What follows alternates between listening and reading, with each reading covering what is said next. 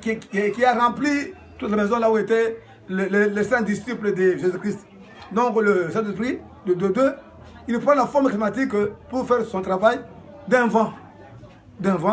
Et de trois, le Saint-Esprit prend la forme charismatique du feu. Acte 2, verset 4.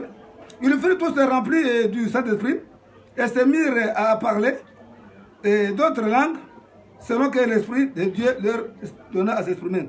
3. Des langues semblables à des langues de feu leur apparurent et séparèrent les unes des autres et se posèrent sur chacun d'eux. Donc le Saint-Esprit prend la forme charismatique pour un travail donné d'un feu.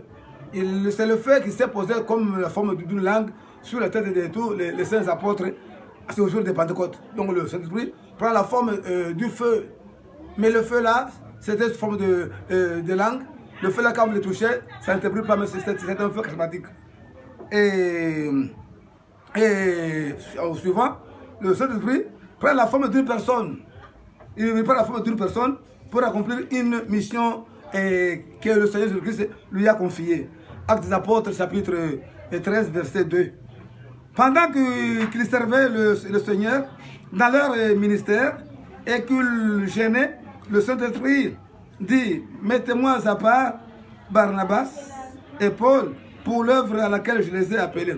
Donc ici, quand les apôtres gênaient, le Saint-Esprit est venu dire que non, mettez-moi à la part Paul et Barnabas pour l'œuvre à laquelle je les ai appelés. Donc le Saint-Esprit appelle et il parle. Donc c'est une personne qui parle. Et c'est une personne qui parle, il appelle et c'est une personne.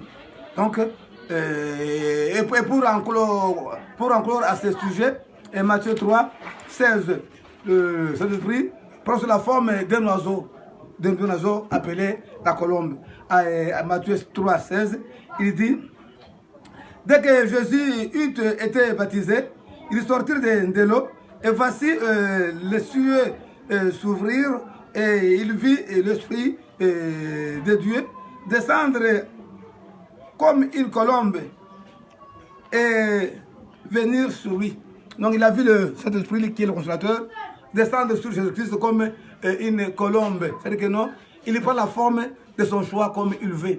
Donc il prend la forme d'un oiseau, pas hibou, mais l'oiseau, vraiment la colombe, qui est l'emblème du Saint-Esprit. C'est en ce temps-là qu'on a dit que non, la colombe est l'emblème du Saint-Esprit.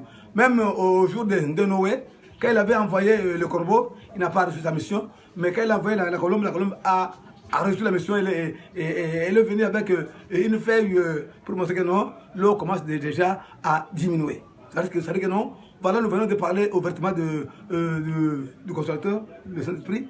Il n'y a rien de commun avec moi, le prophète Mohammed. Il n'y a rien de commun là-bas.